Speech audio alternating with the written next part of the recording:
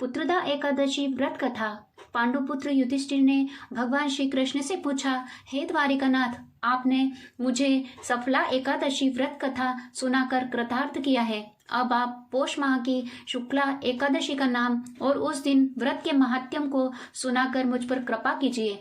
इतना सुनकर भगवान ने कहा, हे धर्मावतार युधिष्ठिर, इस एकादशी का नाम पुत्रदा एकादशी है। इसका व्रत करने से मनुष्य तपस्वी, विद्वान और लक्ष्मीवान होता है।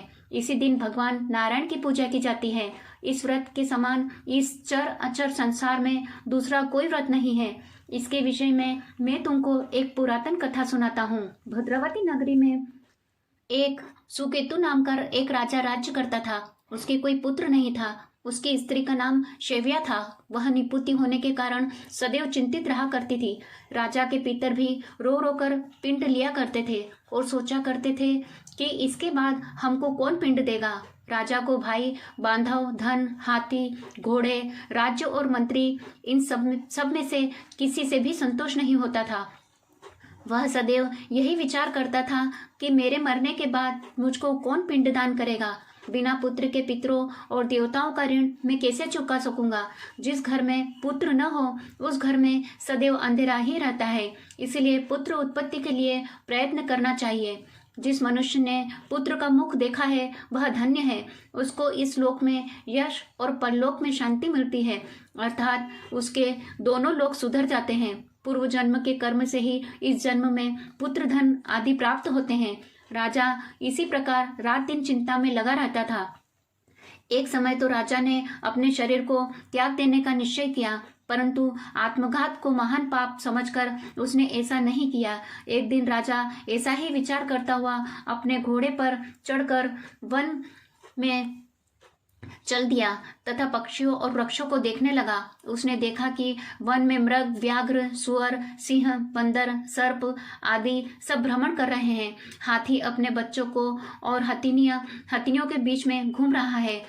वह इस वन में कहीं तो गीदड़ अपने कर्कश स्वर में बोल रहा है, कहीं उल्लू ध्वनि कर रहे हैं। वन के दृश्यों को देखकर राजा सोच विचार में लग गया। इसी प्रकार आधा दिन बीत गया। वह सोचने लगा कि मैंने कई यज्ञ किए, ब्राह्मणों को स्वादिष्ट भोजन से तृप्त किया, फिर भी मुझको दुख प्राप्त हुआ। क्यों? राजा प्यास के मारे अत्यंत दुखी हो गया और पानी की तलाश में इधर उधर फिरने लगा। थोड़ी दूरी पर राजा ने एक सरोवर देखा। उस सरोवर में कमल खिले हुए थे तथा सारस, हंस, मगरमच्छ आदि विहार कर रहे थे। उस सरोवर के चारों तरफ मुनियों के आश्रम बने हुए थे। उसी समय राजा ने दाहिने अंग फड़कने लगे। राजा शुभ शकुन समझकर घोड़े से उतरकर मुनियों को दंडवत प्रणाम करके बैठ गया। राजा को देखकर मुनियों ने कहा, हे राजन, हम तुमसे अत्यंत प्रसन्न हैं। तुम्हारी क्या इच्छा है सो कहो। राजा ने पूछा, महाराज, आप कौन हैं और किस लिए यहाँ आए हैं, कृपा करके बताइए। मुनि कहने लगे कि हे राजन, आज पुत्रदा एकादशी है और हम लोग इस सरोवर पर स्नान करने के लिए आए हैं। यह सुनकर राजा कहने लगा कि महाराज, मेरे भी कोई संतान नहीं है। यदि आप मुझ पर प्रसन्न हैं तो एक पुत्र का वरदान दीजिए। मुनि बोले, हे राजन, आज पुत्रदा एकादशी है, आप अवश्य ही इस व्रत को करें। भगवान की कृपा से अवश्य ही आपके घर में पुत्र होगा। मुनि के वचनों को सुनकर राजा ने उसी दिन एकादशी का व्रत किया और द्वादशी को उसका पालना किया।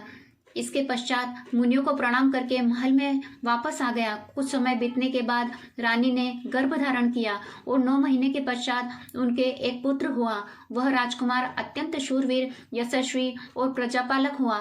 जो मनुष्य इस महात्म्य को पढ़ता या सुनता है उसे अंत में स्वर्ग की प्राप्ति होती है। श्री कृष्ण बोले, हे राजन, पुत्र की प्राप्ति के लिए पुत्रदा एकादशी का व्रत सभी को करना चाहिए। इति एकादशी व्रत कथा समाप्त। जय श्री कृष्ण।